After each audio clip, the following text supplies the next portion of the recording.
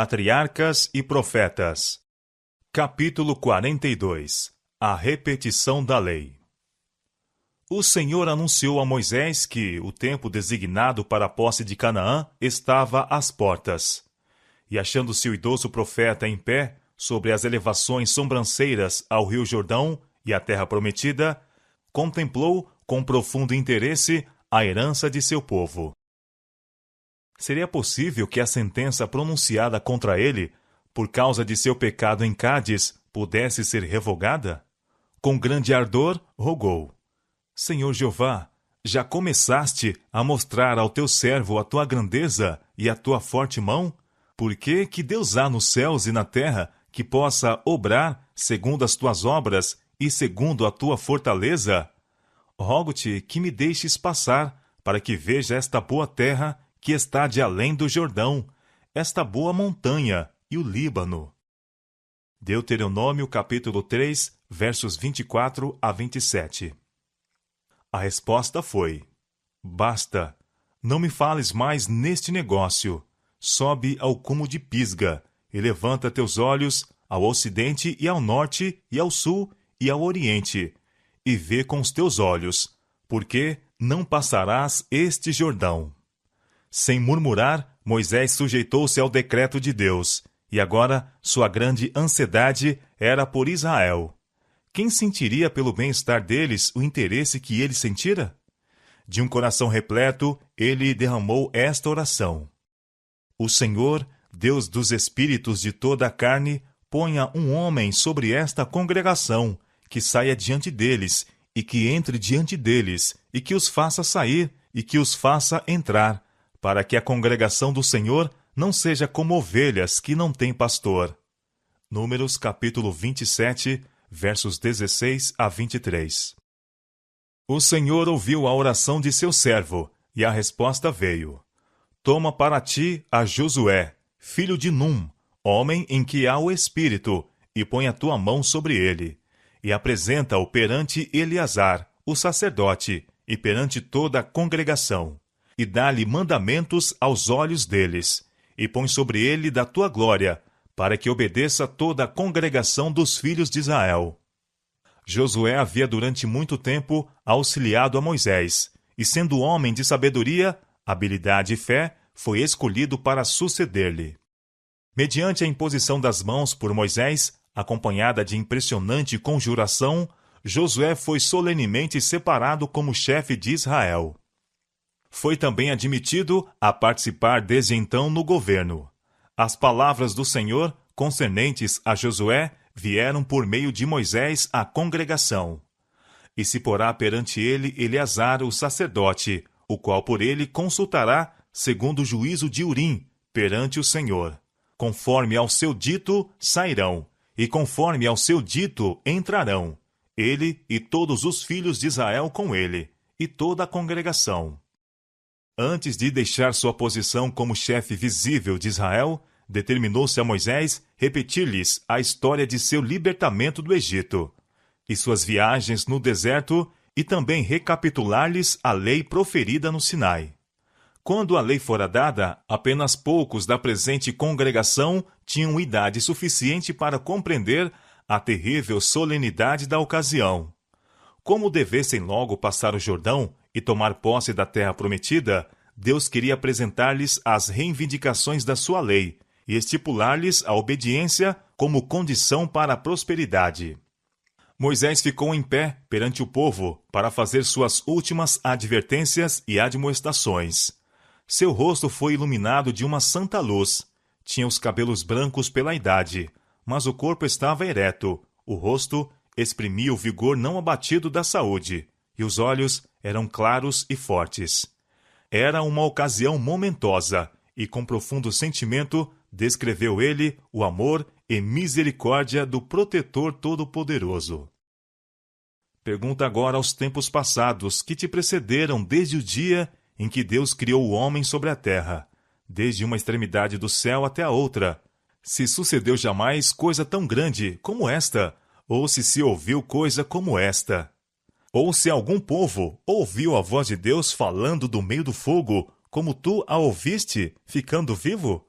ou se um Deus intentou ir tomar para si um povo do meio de outro povo com provas, com sinais, e com milagres, e com peleja, e com mão forte, e com braço estendido, e com grandes espantos, conforme a tudo quanto o Senhor vosso Deus vos fez no Egito aos vossos olhos? A ti te foi mostrado, para que soubesses que o Senhor é Deus, nenhum outro há senão Ele. Deuteronômio capítulo 4, versos 32 a 35. O Senhor não tomou prazer em vós, nem vos escolheu porque a vossa multidão era mais do que a de todos os outros povos, pois vós éreis menos em número do que todos os povos, mas porque o Senhor vos amava, e para guardar o juramento que jurara a vossos pais, o Senhor vos tirou com mão forte e vos resgatou da casa da servidão, da mão de Faraó, rei do Egito. Saberás, pois, que o Senhor teu Deus é Deus, o Deus fiel, que guarda o conserto e a misericórdia até 1000 gerações que o amam e guardam seus mandamentos. Deuteronômio capítulo 7, versos 7 a 9. O povo de Israel estivera pronto para atribuir suas dificuldades a Moisés, mas agora foram removidas suas suspeitas de que ele era governado pelo orgulho, ambição ou egoísmo, e escutavam com confiança suas palavras. Moisés expôs-lhes fielmente os seus erros e as transgressões de seus pais. Haviam eles muitas vezes se sentido impacientes e revoltados por causa de sua longa peregrinação pelo deserto, mas o Senhor não era o culpado por esta demora em possuir Canaã. Ele se afligia mais do que eles, por não poder levá-los à posse imediata da terra prometida, e mostrar assim perante todas as nações seu grande poder no libertamento de seu povo. Com sua falta de confiança em Deus, com seu orgulho e incredulidade, não estavam preparados para entrarem em Canaã. De nenhuma outra maneira representariam o povo cujo Deus era o Senhor, pois não tinham o seu caráter de pureza, bondade e benevolência. Se seus pais houvessem se entregado pela fé à direção de Deus, sendo governados pelos seus juízos e andando em suas ordenações, teriam desde muito tempo se estabelecido em Canaã como um povo próspero, santo e feliz. Sua demora para entrarem na boa terra desonrou a Deus e desmereceu a sua glória à vista das nações circunjacentes. Moisés, que compreendia o caráter e o valor da lei de Deus, assegurou ao povo que nenhuma outra nação tinha preceitos tão sábios, justos e misericordiosos como os que foram dados aos hebreus. Vedes aqui, disse ele, vos tenho ensinado estatutos e juízos, como me mandou o Senhor meu Deus, para que assim façais no meio da terra, a qual ides a herdar.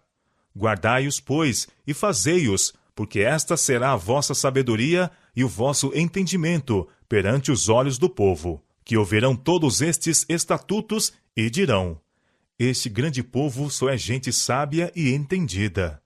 Deuteronômio capítulo 4, versos 5 e 6.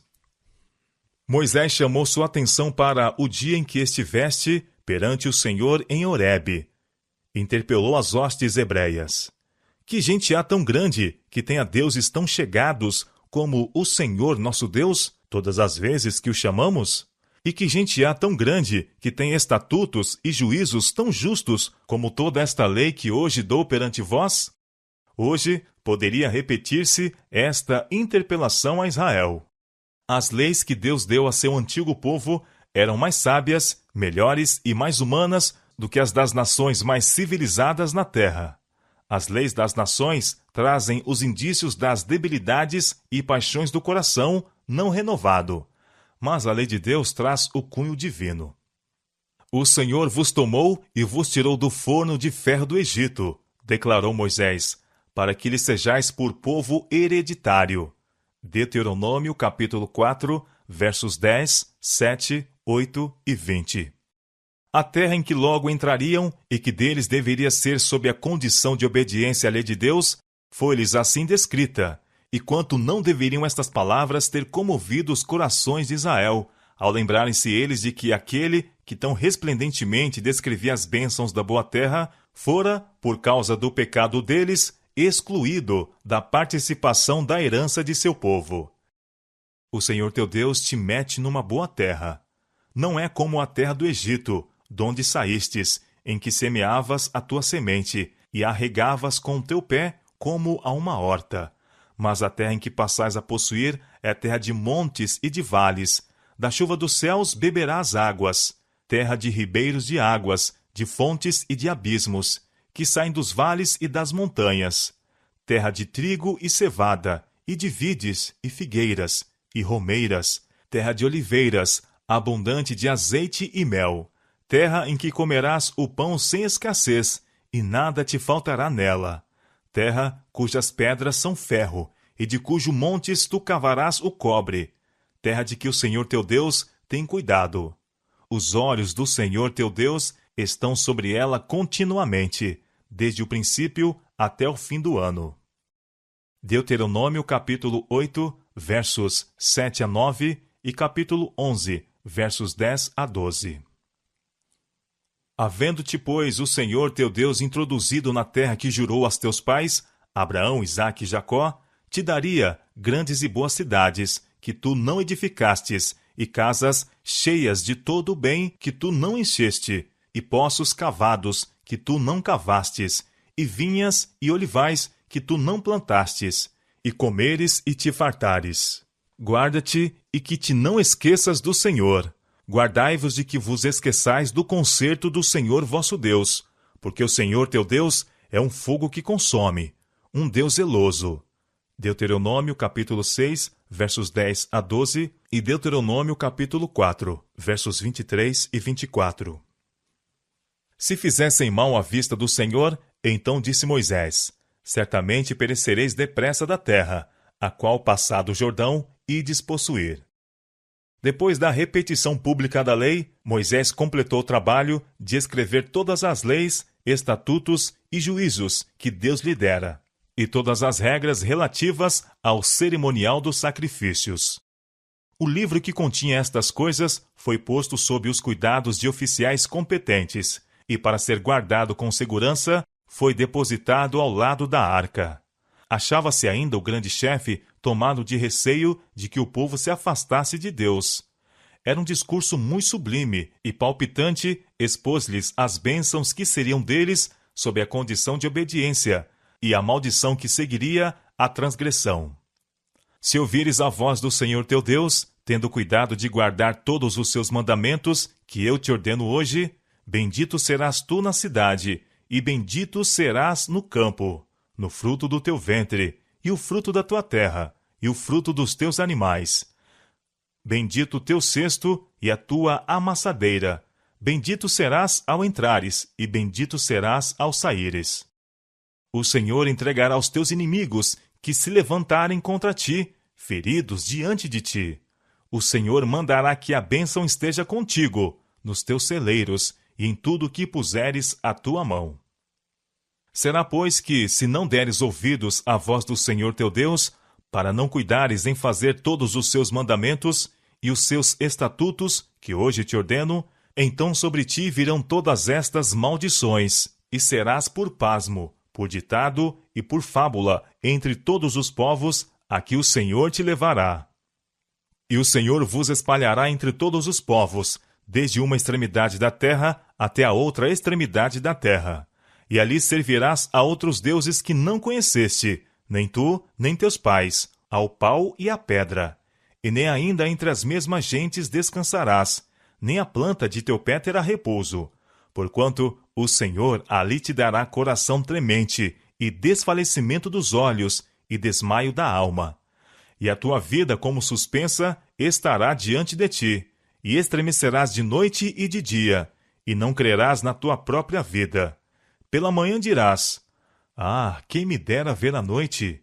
E à tarde dirás: ah, quem me dera ver a manhã!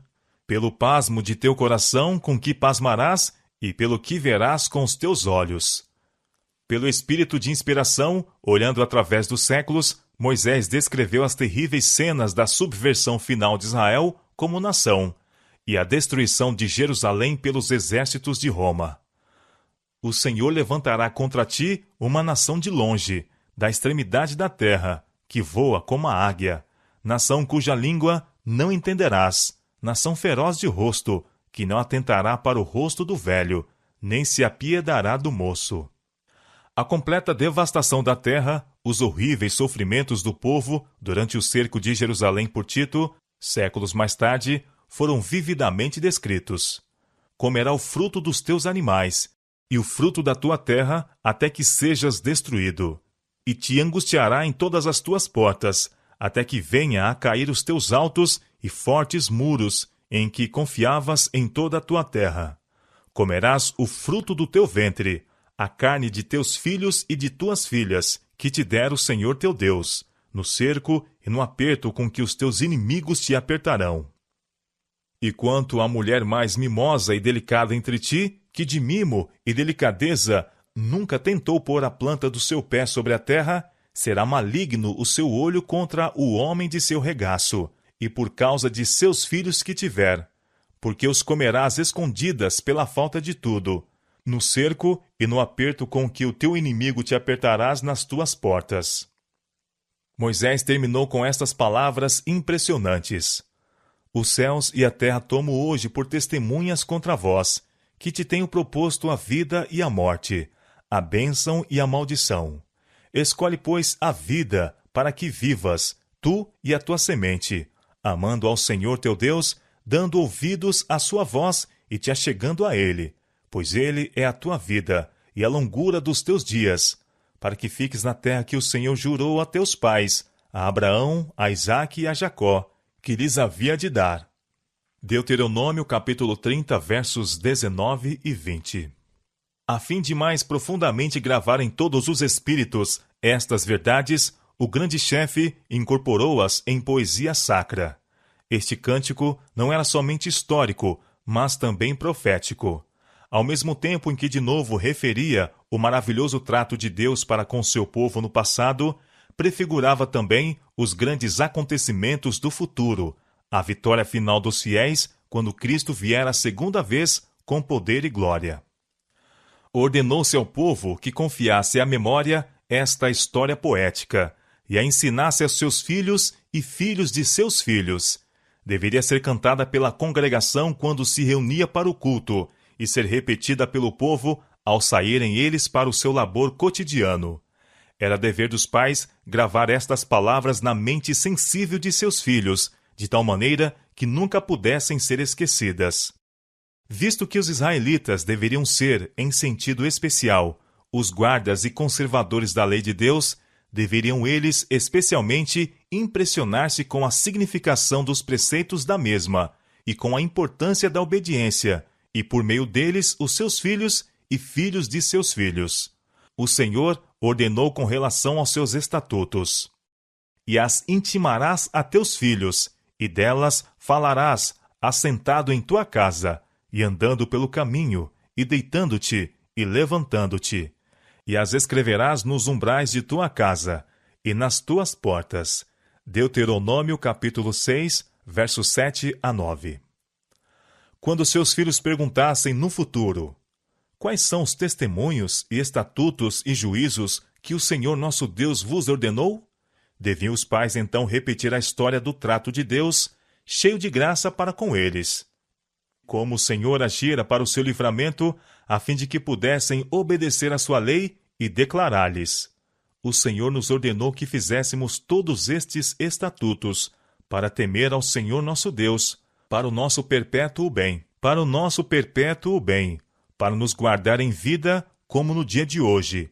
E será para nós justiça, quando tivermos cuidado de fazer todos esses mandamentos perante o Senhor nosso Deus, como nos tem ordenado.